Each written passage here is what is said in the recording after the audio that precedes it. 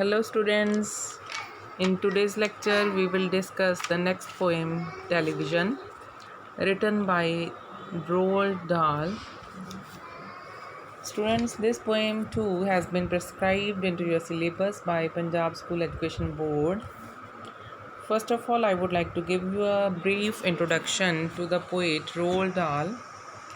This is image of the poet. First of all, I would like to give you a brief introduction to the poet. Roald Dahl was born on September 13, 1916 in Llandaff, South Wales. In 1953, he published the best-selling story collection titled Someone Like You, and he married actress Patricia Neal. He published the popular book James and the Giant Peach in 1961. In 1964, he released another highly successful work, Charlie and the Chocolate Factory, which was later adapted for two films. Means there are two films based on the work written by Roald Dahl. The work is Charlie and the Chocolate Factory. Over his decades-long writing career, Dahl wrote 19 children's books. He died on November 23, 1990 in Oxford. He said, "Children are highly critical and they lose interest so quickly. You have to keep things ticking along, and if you think a child is getting bored, you must think up something that jolts it back, something that tickles. You have to know what children like." Means, according to the poet, we must do something which increases or which creates interest of the children in doing something better than watching the television.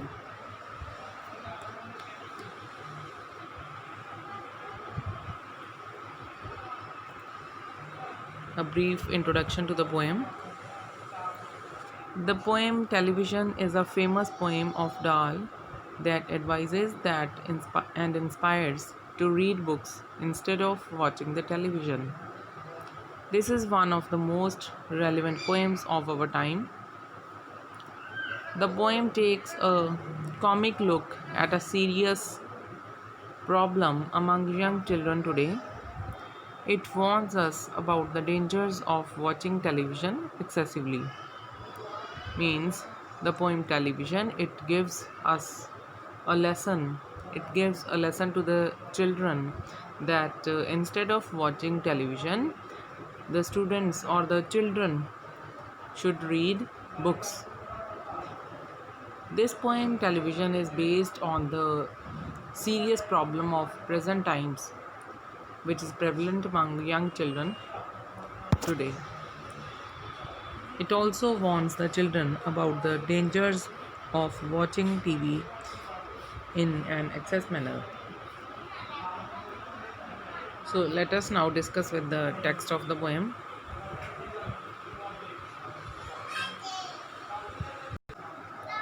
The most important thing we have learnt so far as children are concerned is never, never, never let them near your television set. Or better still, just don't install the idiotic thing at all. As we have already discussed in the brief introduction to the poem, that the poem is about television. It is a the poem gives a lesson to the children that they should prefer to study books. The most important thing we have learned so far as children are concerned is never, never, never let them near your television set. Or better still, just don't install the idiotic thing at all. In these beginning lines, the poet says that as far as the children are concerned, one important thing is noted about television. It is noted that children should, in no case, the children should not be allowed to go near a television. The poet says that it would be rather better if there is no television set in the house. He says that a television is an idiotic thing at all. It is a type of stupid thing which is useless. According to the poet, television is an idiotic thing because it has no useful purpose. Means it is a useless thing. It is rather something that makes the children dull. It makes the mind of the children dull and makes them stupid also.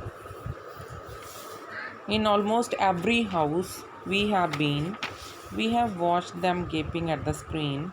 They loll and slop and lounge about and stare until their eyes pop out.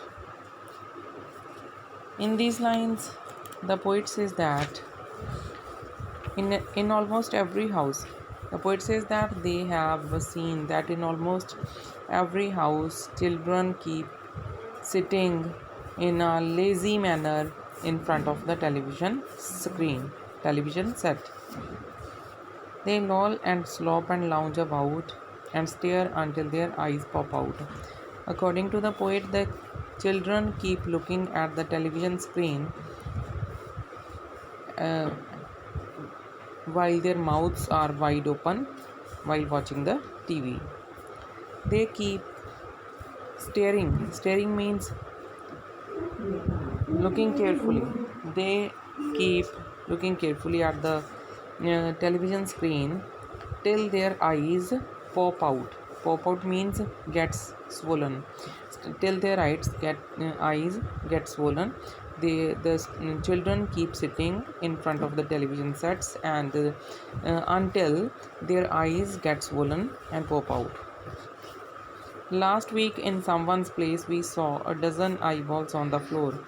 The poet says that last week they visited to someone's home and they saw so many children sitting on the floor at one place. They sit and stare and stare and sit until they are hypnotized by it. In fact, children in every house keep sitting in front of a television set. They keep staring at its screen for so many long hours. They remain hypnotized by the hypnotized means they are completely fascinated by the TV sets. According to the poet, the children remain hypnotized means they are fascinated by the television set and by everything that appears on the screen until they are absolutely drunk.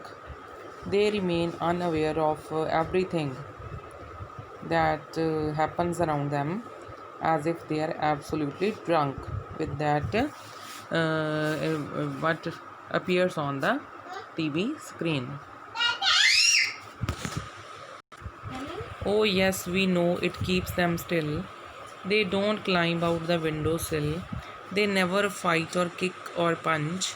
They leave you free to cook the lunch and wash the dishes in the sink.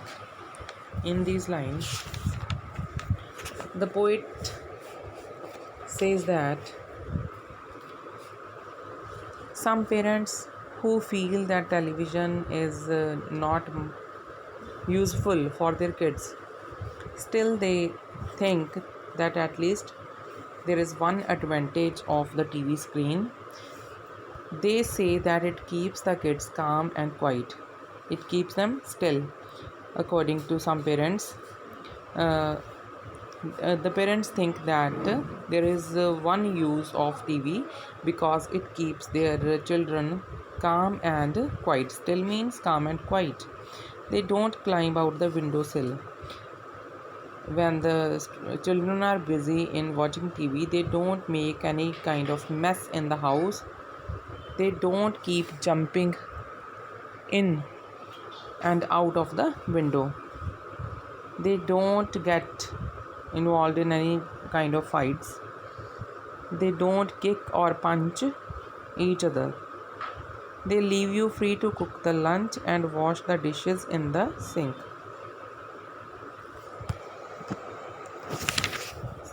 The poet says that some parents think that when their children are busy in watching TV, they don't get involved in any kind of mischief. Their mothers can cook food and wash their utensils in peace when their children are busy in watching TV. But did you ever stop to think, to wonder just exactly what this does to your beloved thought? But the poet is putting a question in front of the parents. He asks the parents that if they have ever stopped to think what exactly the television set does to their beloved ones. He asks if they ever realize what type of effects a television puts on their kids.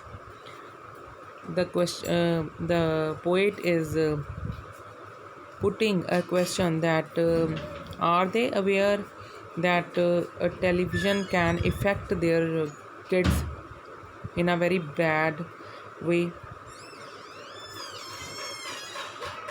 So students, today we have discussed some part of the poem Television. Tomorrow we will continue with our next lecture. Thank you very much.